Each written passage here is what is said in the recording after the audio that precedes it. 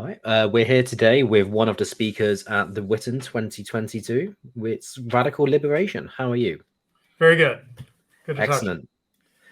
Excellent. So you were one of the few speakers at the US event last year who is also speaking this year in the UK. So firstly, for the US event, what were your takeaways from that? What did you like? Want to speak for a moment Yeah. about? Well, overall, a couple things. Well, number one, my wife and I streamed about the conference after going to it, right after we got back. And you can see that on our channel, on my channel, Radical Liberation, and see fuller comments. But I'll summarize a few things that jump to mind. One is, as my wife's comments made clear, which we hope to make public soon, a recording of her comments at the conference, public that she gave to the conference. She was really impressed with everybody there, and I was too. It was a really good gathering of folks, a good vibe. Something that jumped out, because I do a lot of online, the online right, the online stuff, is that there was zero of what I call like internet quibbling. Like getting into stupid debates. There was just none of that. There was a lot of, I'm not saying everyone agreed on everything. I'm just saying that everybody was clearly, when we were together in person, it just changed the whole dynamic. Yes. And which is funny, because I understand that the UK event wasn't like that. It was, well, no, it was mostly like that. There were a few public quibbles between one of the speakers is going to be here again this year, Sargon, and a few others. But right. Mostly, though, no, when you're just at the bar or talking in between things, I think that people are enough on the same page now that you can just assume that the person you're talking to is not only knowledgeable but also talking in good faith. And so, because they're talking, those two things, you can really just get into the meat of the subject far faster. So that was definitely something that happened over here as well. Yeah. Now, given that the UK is post-Christian, this part probably is not something we have in common. Though I don't know, maybe you can surprise me. But and that is that. Okay. Well, two things to talk about from the spiritual side of things. Number one is that it was 90% plus Christians. That was what I gathered. I mean, I didn't take a poll, but that's sort of what the impression was. And of the few who were not Christians, nobody was like, what do you call it? A new atheist type, Christopher Hitchens type. So the result of that was that we didn't have to conform to the secular expectations of the age. Everyone was spiritually serious. There were talks that were explicitly religious in nature, and that was fine.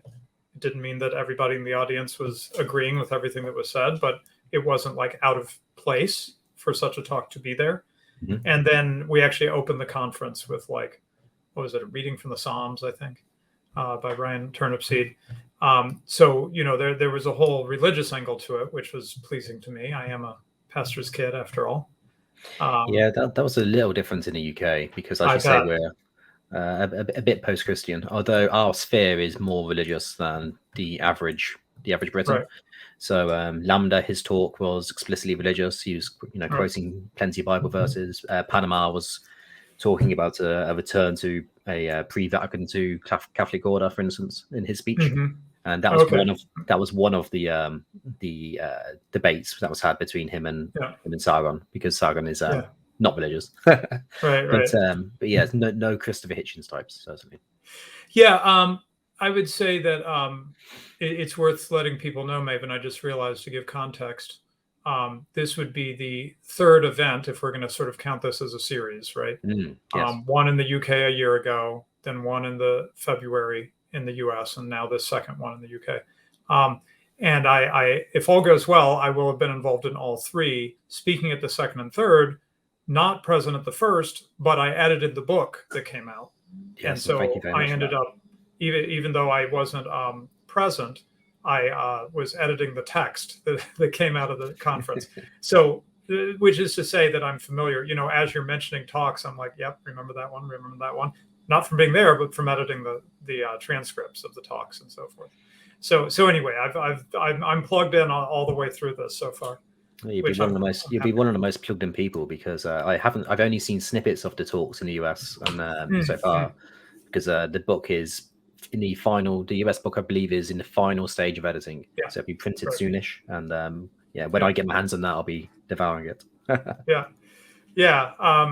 So I think that says most of it. I guess just on a personal note, I would say that my wife was well received, to say the least. I came out of one of the talks, and the lecture hall, basically the place where we would have the talks as a group. And I came out of there, and she was sitting in a chair with just a ring of young people seated around her, all like asking her questions and stuff, So I had this gut instinct that I should bring my wife, and boy, was I right. And that's part of the reason that I am intending to bring my wife this time. Can't make 100% promises, because logistics with 8 children, as you can imagine, are a little intense. But the intention is that we will go. We'll be at the conference together, and in fact, we'll be in England longer than that, and use it essentially as the conference as an excuse to celebrate our 20th wedding anniversary, which we had earlier this year, and just sort of a gift to her and for our anniversary is to take her to England, because this will be my 6th time in England, and she's never been, and she likes England more than me. She's more of an Anglophile. We'll have to come up with a number of places that you have to visit outside of the big cities. There's plenty to see, but it helps to be a local, to know where they all are. Yeah, I'd say an advantage we have is that she's interested in like country estates and English gardens and things like this. So I'm planning on just entirely skipping London and the south, and we're just going to stick to like the middle of England and maybe go over to the Wales to be at the seaside at some point or something like that. Anyway, we're figuring it out. That sounds good to me. Yeah. Okay, so the theme this year is in the UK event is Logos versus Praxis. So you talked about your faith earlier. Christians normally fall on this side of Logos, the holy word of God being, how you convert people. But other aspects of our dissident right movement push in a different direction. So how do you personally bridge that conflict? Well, I'm allowed to give teasers about my talk, right? Yeah, a few teasers.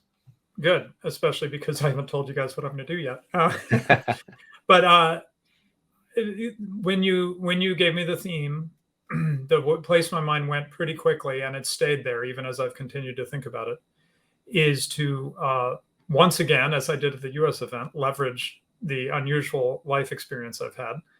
And I am going to talk about sort of 2 things intertwined together. Growing up in what you could call, in a way, a sort of dissident movement that was rather successful. I figured that would be valuable to share some personal experience and how we did activism, I guess you could say. So I've got a lot of sort of practical ideas about that from life experience. Well, I was a kid, I was watching it, but from me seeing it around me, and participating in it to a great degree. This was a movement of my father came to St. Louis, where I still am, as a missionary to Jews. And I don't know if this sounds spicy to people or not, but back then, to particularly make a point of trying to reach Jewish people with the gospel was considered unusual, and of course met with a lot of hostility by the Jewish community. I think it would be the case today as well. Yeah, definitely things changed out. Things have changed a little. My Jewish Christian friends tell me they're more accepted than they were back when I was a kid in the Jewish community, but they were not back then. If a Jewish person accepted Jesus, their family would hold a funeral for them and consider them dead to them. Yeah. So I grew up with people who were Jews and Gentiles becoming Christians, and it was very intense, and a lot of stuff was going on, and it was very activist oriented.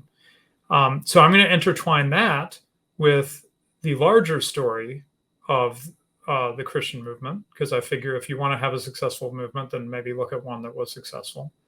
And I'm going to draw on like Rodney Stark and maybe some other sources on, to paraphrase the subtitle of one of his books, how an obscure marginal Jewish sect took over Europe, you know? Mm-hmm. So I want to intertwine my personal experience with some of what we've been able to glean as to how the Christian movement met with such relatively rapid success. It's kind of because we live in the wake of a Christianized Europe, or a once Christianized Europe, it's hard to kind of look at it with fresh eyes. But as Rodney Stark does in his book, if you think about it, it went from, you know, being 12 guys or whatever, right, to being something that the emperor had to acknowledge within 300 years. Right? So Rodney Stark's book takes you all the way to the I can't remember which Roman emperor now, Jesus, to his acceptance of Christianity and the Christianization of Rome. Right, exactly. Personally, I'm only really familiar with the Roman part of that story, the pre-Roman part of that. You know, right, and so he sort of walks through how is it that this movement actually like worked, you know, like stepping back and sort of looking at it as he does as a sociologist or a social scientist. How did this movement actually work? How did it win people over? What were the networks through which it spread the message, and how, you know, basically how did they do it? Right. Am I right in remembering that one of the pushes was they would convert women, and the women would only marry people if they converted to Christianity? Yeah, I think he talks about that, but anyway, I don't want to get too specific because I haven't done my research yet. I just know what I want to say, and I have to. I mean, I've read the book, but I need to go back through it and prepare it for the talk. But yeah, so hopefully a slightly unexpected angle, and something that's of interest to people who may not be interested in Christianity at all, namely just how does a movement function? Where, you know, I can look back in history, but also in my own small way, I got to experience sort of what a movement like that is like in my personal life throughout my childhood, you know, for decades. So I feel like I've got something to offer there to everybody from the point of view, to a great degree, of, I guess, the praxis side, right? Mm-hmm. In the U.S., my talk was about wisdom and patience and caution to a great degree. But for the UK, for some reason, I'm going to go almost in the opposite direction and talk about how to be a successful activist movement. Fantastic. So that sounds quite different to the other topics I've seen so far. I think we're quite fortunate this year in that we've got really quite a diversity of talks. So we'll be announcing all the talk titles that we, you know, in the near future. But yeah, it's looking quite diverse and interesting. So from the speakers that you've seen announced, are there any of those that you're particularly looking forward to? I know you'll, I'm sure you'll want to catch up with AA, who you've met before, but yes. Apart from that, I am pulling up the page now, Scyldings.com, SCYLDINGS.com for people. Yeah. Okay, here's the speakers. Oh, Carl Benjamin's on there. I did not even remember that for some reason. You've got so many people that I'm excited to meet that he actually got lost in the mix, which is really unusual. Really excited to meet Evelyn in person. We've become good friends. Yeah, well, I don't know. These are all just like my friends, you know. Like I talk to them every day, you know. And of course, I don't know some of these people, but yeah. Well, Panama Hat seems quite interesting, and I probably have not taken advantage as much as I could of absorbing from him. But what I've heard, I've really enjoyed. So I'm keen to meet. I'm keen to hear him speak. All right, fantastic. And so yeah, you'll be. It's the dates of the event are the 26th to the 28th of August. There's a link to the website Radlib was just browsing in the description.